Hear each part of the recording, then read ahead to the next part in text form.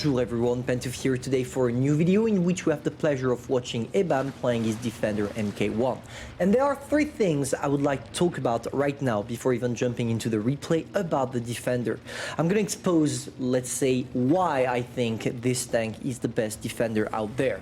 Three things. The first one, the autoloader. Out of all the tanks from the defender line, the AMX 3090, the T28 prototype, the IS-3 and the Centurion, which we have the pleasure of watching right now, this is the most effective one because it combines the bursting ability with a not so long reload and all of that with a good intra-clip shot per shell, which will allow you to burst around 700 to 800 damage depending on your RNG when you burst your shell, which is enough to frighten most of the tanks you're going to encounter because that's nearly half the HP of a tier 8 heavy tank. So you have the fear factor for yourself and you also reload quite fast for an autoloader, which everything put combined will allow you to be effective on the battlefield. The second thing, and Ebam is going to demonstrate it right now, is how to use your turret effectively. This tank has an amazing, really amazing turret armor, and once you put it in hull down with its 10 degrees of gun depression, you can do the job. Your roof or pretty much all the tank is impenetrable, and you're going to see that's not the case of the KV4 getting completely wrecked on those shots right there at the frontal plate. But yeah, when it comes to the defender, it's nearly impossible for you to get penetrated into your turret. Our friend here knows it and he's playing with that and he does it perfectly. Now that it burst two autoloader or two clips into that KV4, he's just waiting for its reload. And as he's reloading, the KV4 tried to push. But the KV4 did a huge mistake right now. Instead, when you're playing with autoloader in general, instead of coming back to your position, I mean, the KV4 knows he's gonna die. There is no way the guy managed to get out of that situation, except if our friend doesn't use gold, but it's not the case. So instead of going back and wasting a shot that he could have taken on that defender, he should have pushed to be able to see its weak spot, which is the lower part of the hull or even the hull in general, and being able to do some damage. He didn't. He came back to a safe kind of position and got destroyed without being able to get his revenge on the defender. And that's a common mistake I see every time I'm playing with my autoloader. Nobody's pushing me. Guys, trust me, you want to push when you're playing with those tanks. Now, talking about the replay, it's really going bad for the enemies, or not the enemies, but for his team. But there is something to understand about that situation right now. Instead of focusing on the K91, which is obviously AFK for 3.5 minutes by now, so he's definitely not going to come back. Our friend is focusing on those guys here, the T44 and the IS-3, because doing this, it will help his teammates not to die too soon, and by focusing also on them, it will allow him to have some clear views on the tank destroyers after.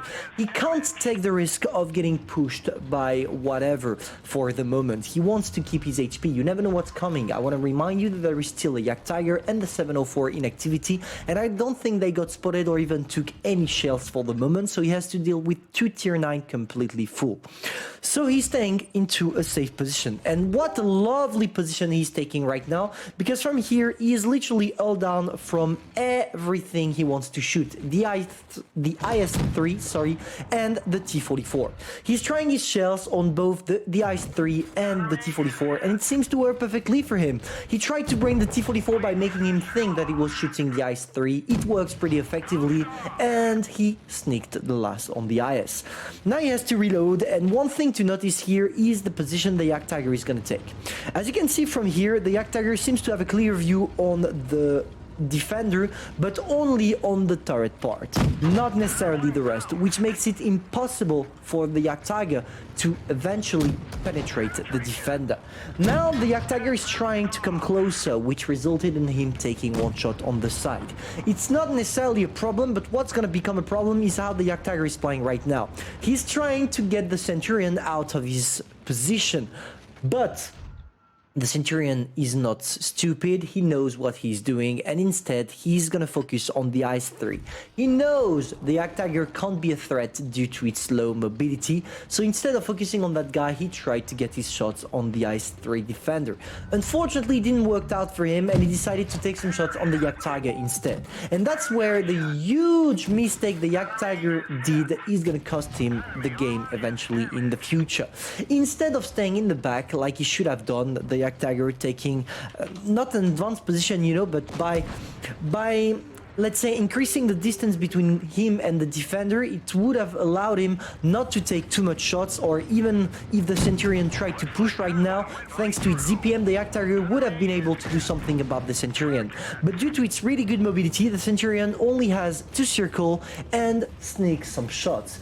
There we go, he sneaked 2 shots at the beginning because he only had 2 in its magazine because he was only carrying 2 AP.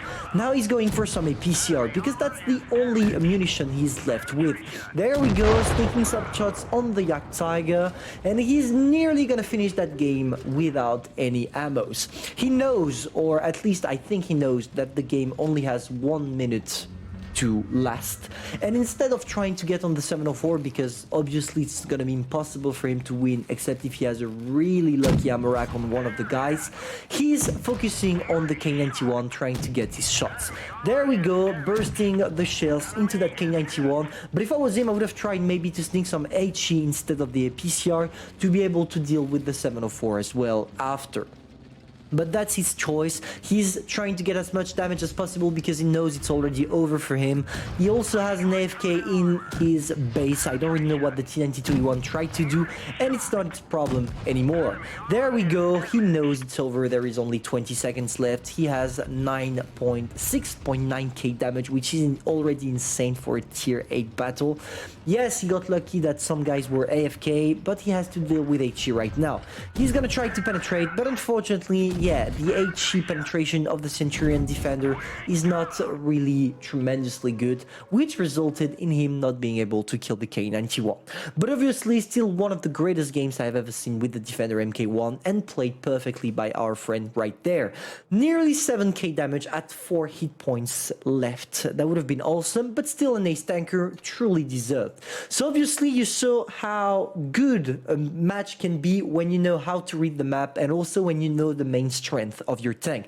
Because when you take a look at Ebam replay, he did 2 things: hull down and circling the tank destroyers when it was needed. He always supported his team, and if you do that, you will have great games as well, especially with the defenders. So if you played with Ebam, you should have around 60, maybe even 70% win rate. Hopefully you enjoyed that review, or kind of replay review. If that's the case, feel free to subscribe, like, and share, and I'm gonna see you soon for a new video. Bye.